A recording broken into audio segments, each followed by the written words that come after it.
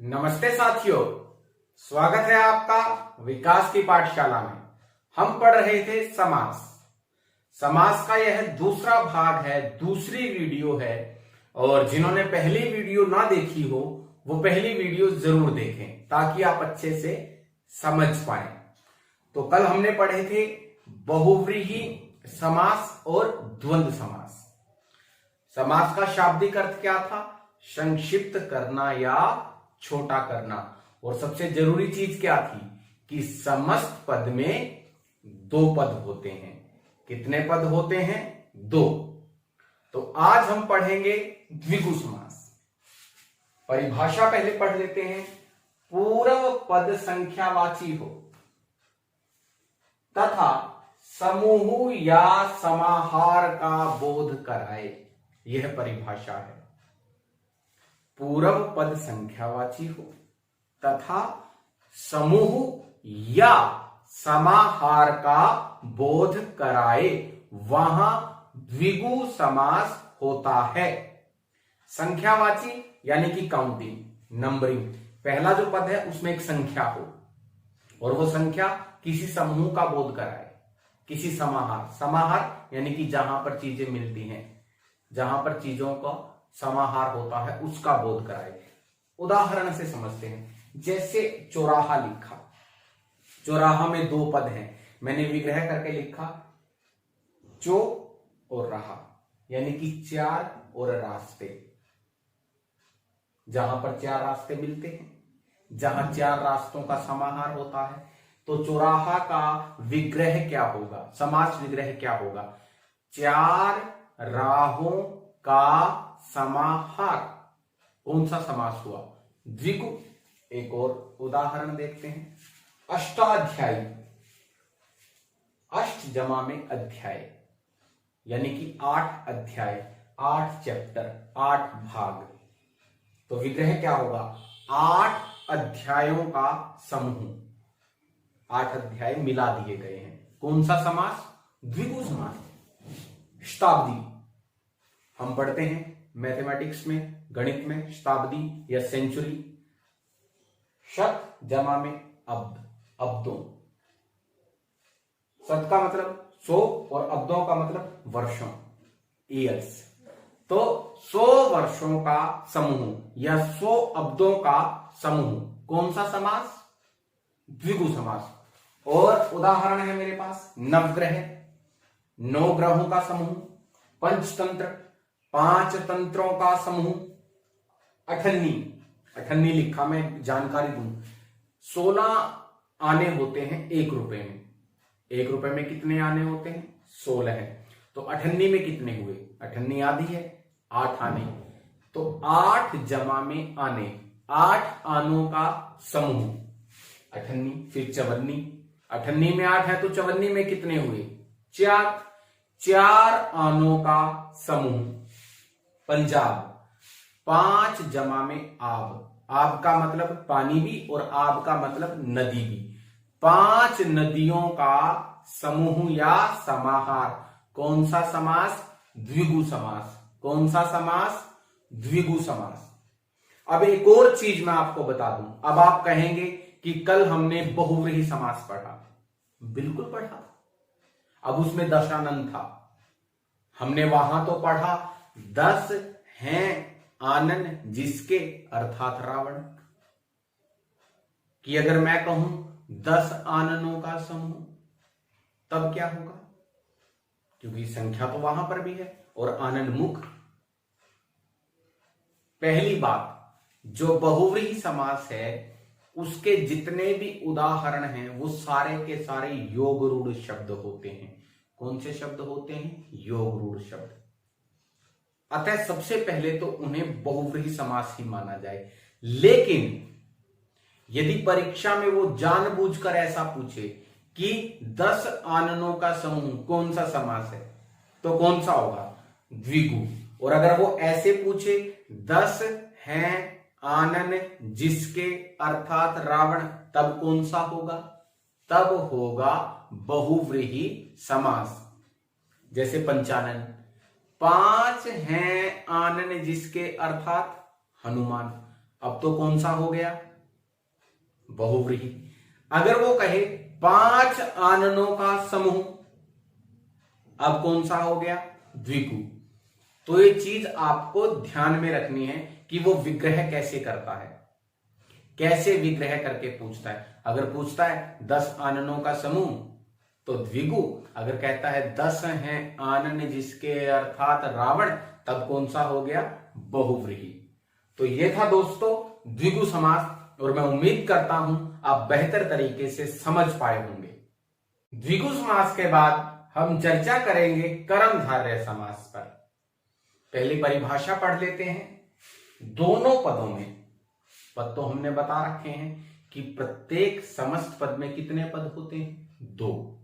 पूर्व पद, उत्तर पद, पहला पद, दूसरा पद, पहली बात, दूसरी बात, first thing and second thing. तो जहां दोनों ही पदों में विशेषण विशेष्य उपमान उपमेय का संबंध हो, विशेषण विशेष्य के माध्यम से मैं आपको समझाऊंगी। यदि पहले एक टॉपिक है हमारे पास हिंदी में विशेषण। विशेषण में 2 चीजें होती हैं, एक तो है विशेषण और एक है विशेष्य। दोनों में क्या अंतर है?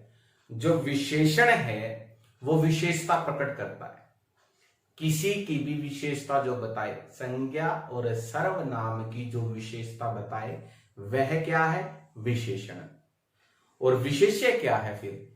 विशेषण जिसकी विशेषता बताए वो क्या है? विशेष्य। जैसे मैं कहूं काला कुत्ता, मैंने क्या कहा? काला कुत्ता। काला शब्द क्या है? विशेषण है। किसकी विशेषता बता रहा है? कुत्ते की। तो काला क्या हुआ? विशेषण, और कुत्ता क्या हुआ? विशेष्य। मैं कहूं मोटा बालक, मैंने क्या कहा? मोटा बालक। तो मोटा क्या हुआ? विशेषण, और बालक क्या हुआ? विशेष्य, क्योंकि बालक की विशेषता बता रहा है मोटा शब्द। मैं कहूं लाल मिर्च, लाल क्या है? विशेषण, लेकिन विशेषता किसकी बता रहा है? लाल मिर्च की। तो मिर्च क्या हुई? विशेष्य। तो दोनों ही पदों में विशेषण विशेष्य उपमान उपमेय का संबंध होता है। उपमान और उपमेय प्रयुक्त होते हैं अलंकार में। पीपर पात सरिस मन डोला, पीपल के पत्ते के समान मन डोल गया, इस तरह से। तो जब हम चर्चा करेंगे अलंकारों की, तब मैं आपको उपमान और उपमेय समझाऊंगा, नहीं तो ये वीडियो ज्यादा लंबी हो जाएगी। तो अब बात करते हैं कर्मधारय समास की। नील कमल, पूर्व पद क्या है? नील, और उत्तर पद कमल। तो पहले और दूसरे पद में विशेषण और विशेष्य का संबंध है। नीला है जो कमल, नीला विशेषण है और कमल विशेष्य। नीला है जो कमल। महात्मा, महान और आत्मा, आत्मा की विशेषता क्या है? वो महान है, महान है जो आत्मा। कौन सा समास? कर्मधारय समास। आसान है। लाल टोपी, टोपी की विशेषता क्या है? कि वो लाल है, लाल है जो टोपी। कौन सा समास? कर्मधारय। घनश्याम, पहला पद घन, दूसरा पद श्याम। घन के समान श्याम है जो, घन यानी कि बादल, तो घन के समान श्याम है जो विशेषता है। कौन सा समास? कर्मधारय। मुनि श्रेष्ठ, मुनियों में श्रेष्ठ है जो, क्या विशेषता है उस मुनि की? वो श्रेष्ठ है। प्रधानमंत्री, मंत्री तो सब है, लेकिन वो मंत्री कैसा है? वो प्रधान है, वो सारे मंत्रियों में प्रधान है, वो सबसे ऊपर है, उसकी विशेषता है। प्रधान है जो मंत्री। कौन सा समास? कर्मधारय समास। मुख्यमंत्री, ये भी ले सकते हैं, मंत्री तो और भी हैं, लेकिन सारे मंत्रियों में वो क्या है? मुख्य है। मुख्य है जो मंत्री, कर्मधारय समास। अंधकूप, अंधा है जो कूप, कूप यानी कि कुआं, उसकी विशेषता क्या है? वो अंधा है, अंधकार से भरा हुआ है। अंधा है जो कूप। कौन सा समास? कर्मधारय समास। नीलमणि, नीली है जो मणि, कौन सा समास? कर्मधारय समास। लाल मिर्च, लाल है जो मिर्च। हरी मिर्च, हरी है जो मिर्च। मोटा बालक, मोटा है जो बालक। नील कमल, नीला है जो कमल। तो ये था दोस्तों कर्मधारय समास। लेकिन एक और बात, कर्मधारय और बहुव्रीहि में अंतर। अब आप कहेंगे कि हमने बहुव्रीहि में पढ़ा था पीतांबर, पीले हैं अंबर जिसके, अर्थात विष्णु भी कह सकते हैं, कृष्ण भी, कि ये तो बहुव्रीहि हो गया। लेकिन अगर वो कहे पीला है जो अंबर, अब ये क्या हो गया? कर्मधारय। आसान। तो दोस्तों ये था कर्मधारय समास। उम्मीद करता हूं आप बेहतर तरीके से समझ पाए होंगे। अब हम पढ़ेंगे तत्पुरुष समास। तत्पुरुष, पहले इस शब्द को समझ लें, तत् और पुरुष। तत् का अर्थ वह, अन्य, और पुरुष का मतलब आदमी, व्यक्ति, यानी कि वह आदमी, वह व्यक्ति। तो सेकंड पर्सन हुआ। सेकंड पर्सन हुआ तो द्वितीय पुरुष हुआ। द्वितीय पुरुष हुआ तो कितने पद हैं? 2, यानी कि दूसरे पद की जो बात करेगा, जहां पूर्व पद गौण तथा उत्तर पद प्रधान, यानी कि जहां दूसरे पद की प्रधानता हो, दूसरे पद की बात हो। उदाहरणों पे जाने से पहले एक वाक्य के माध्यम से समझाता हूं। जैसे मान लो मैं कहूं कि मैंने घुड़सवार देखा। मैंने क्या देखा? घुड़सवार। घुड़सवार का विग्रह यदि मैं करूं, घुड़ और सवार, घोड़ा और सवार, यानी कि मैंने घोड़े पर सवार को देखा। मैं सवार की बात कर रहा हूं, घोड़े की बात नहीं कर रहा, दूसरे पद की बात कर रहा हूं। मोहन राजपुत्र से मिला।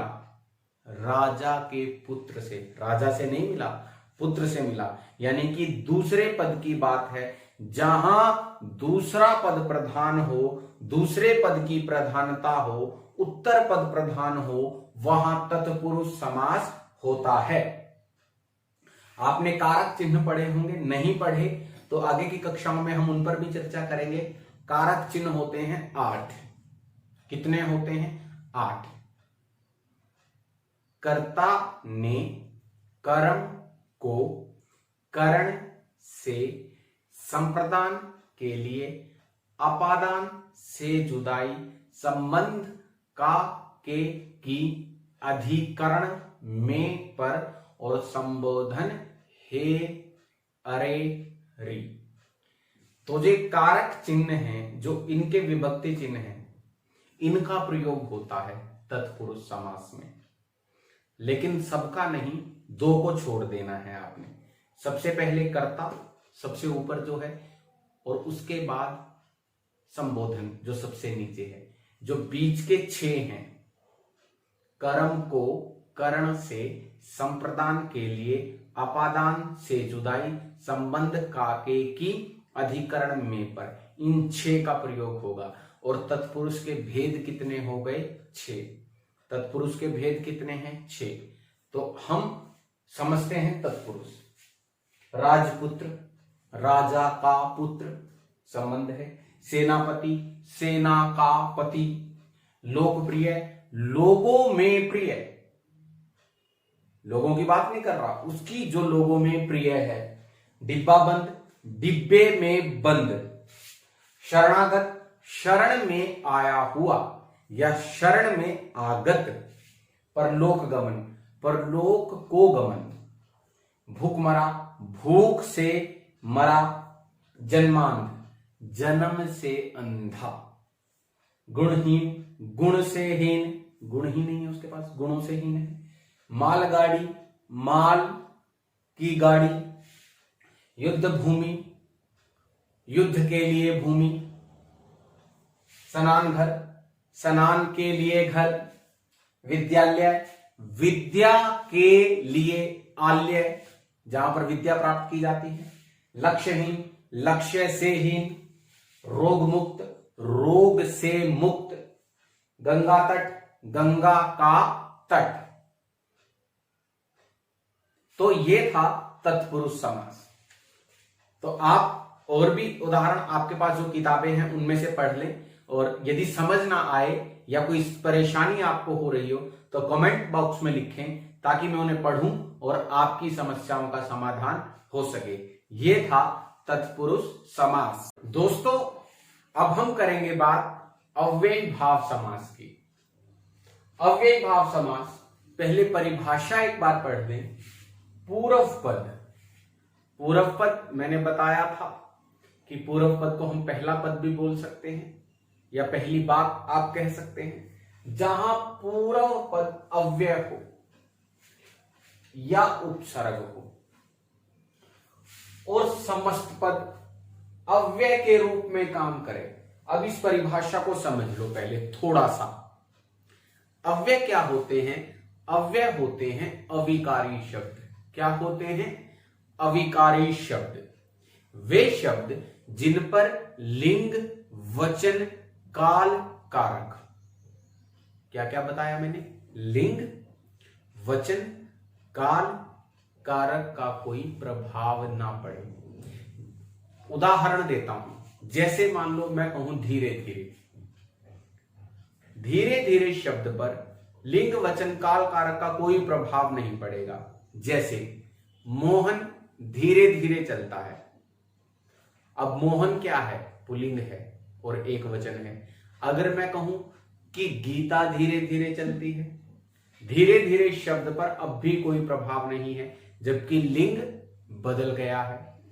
हम धीरे धीरे चलते हैं, अब वचन बदल गया, एक वचन से बहुवचन हम हो गए, अब भी धीरे धीरे पर कोई प्रभाव नहीं है।